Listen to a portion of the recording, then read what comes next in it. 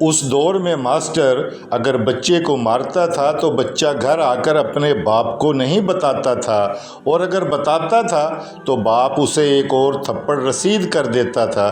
یہ وہ دور تھا جب اکیڈمی کا کوئی تصور نہ تھا۔ ٹیوشن پڑھنے والے بچے نکمے شمار ہوتے تھے۔ بڑے بھائیوں کے کپڑے چھوٹے بھائیوں کے استعمال میں آتے تھے اور یہ کوئی معیوب بات نہیں سمجھی جاتی تھی۔ لڑائی کے موقع پر کوئی ہتھیار نہیں نکالتا تھا، صرف اتنا کہنا کافی ہوتا تھا کہ میں تمہارے ابا جی سے شکایت کروں گا۔ یہ سنتے ہی اکثر مخالف فریق کا خون خشک ہو جاتا تھا۔ اس وقت کے ابا جی بھی کمال کے تھے۔ صبح سویرے فجر کے وقت کڑک دار آواز میں سب کو نماز کے لیے اٹھا دیا کرتے تھے۔ بے طلب عبادتیں ہر گھر کا معمول تھی۔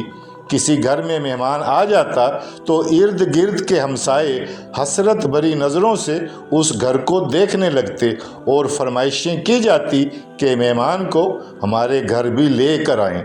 جس گھر میں مہمان آتا وہاں پیٹی میں رکھے فینائل کی خوشبو والے بستر نکالے جاتے، خوش آمدید اور شیروں کی کڑھائی والے تکیے رکھے جاتے، مہمان کے لیے دھلا ہوا تولیہ لٹکایا جاتا اور غسل خانے میں نئے صابن کی ٹکیا رکھی جاتی تھی۔ جس دن مہمان نے رخصت ہونا ہوتا تھا سارے گھر والوں کی آنکھوں میں اداسی کے آنسو ہوتے تھے۔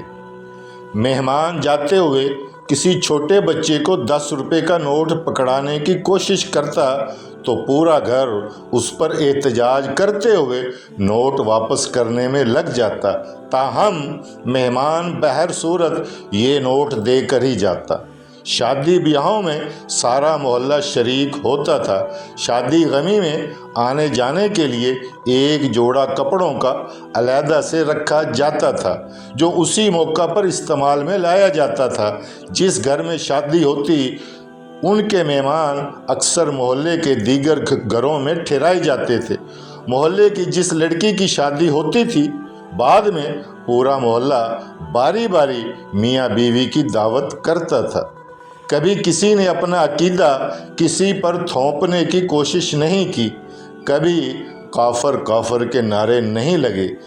سب کا رونا ہنسنا سانجھا تھا، سب کے دکھ ایک جیسے تھے، سب غریب تھے، سب خوشحال تھے۔